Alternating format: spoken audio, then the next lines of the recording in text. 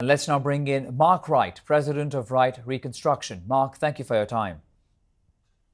Glad I can help. So, reconstruction of a site, of course, is an extremely complex and a challenging task to undertake. Walk us through some of the challenges you face when you have to reconstruct a crash site like this one. I think the biggest challenge that they're going to have is potential loss of evidence just because of the fire. So it's very helpful that they've had a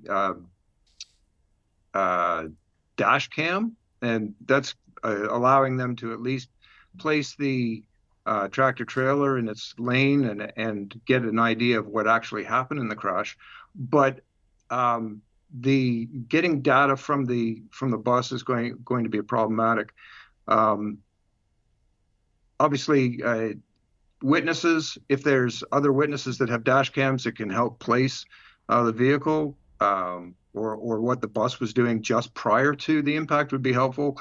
I mentioned yesterday that obtaining data from the actual chip on the event data recorder is going to potentially take a long time, if it's even possible, because of the fire damage. So, because of the vehicle damage over here, Mark, as well as the fact, like you mentioned, there is limited information, in your understanding, how much will that really impact the accuracy related to the scene?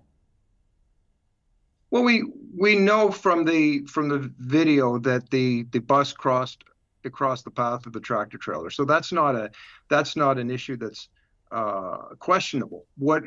What they're going to try and find out now is, sight lines. Why did the bus driver not see the truck? How fast was the bus traveling? Did it stop at the stop sign, or did it accelerate right across the roadway?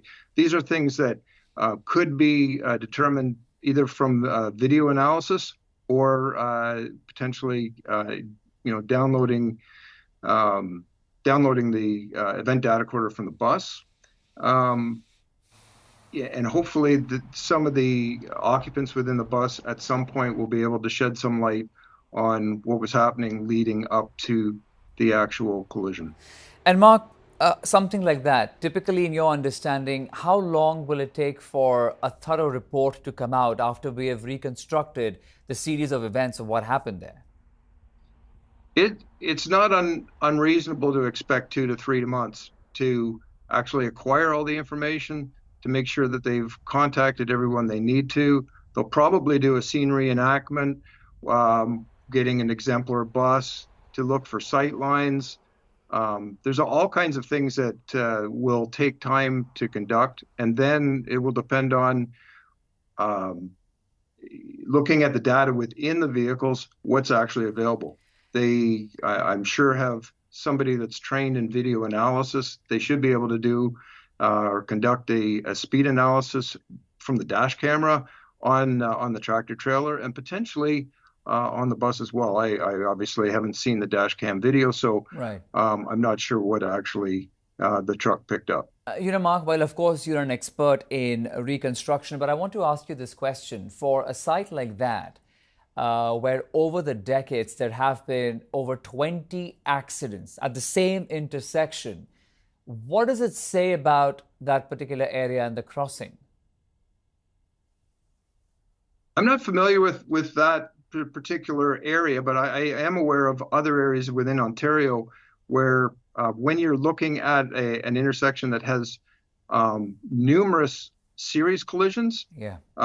Generally somebody will conduct a site survey to determine if other changes need to be made at that intersection to make it safer. But with that in mind, how many collisions have actually occurred there over, I'm sorry, I forget how many years that you said. Over the decades, over 20, accidents have occurred on that intersection. And that would, I guess, look at the severity of the intersection to see if it's something that maybe putting a traffic light or rerouting the intersection slightly, but that would be something that traffic engineers would conduct. Right. Indeed. Determine what's best moving forward.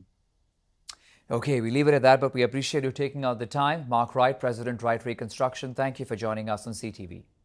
My pleasure. Thank you.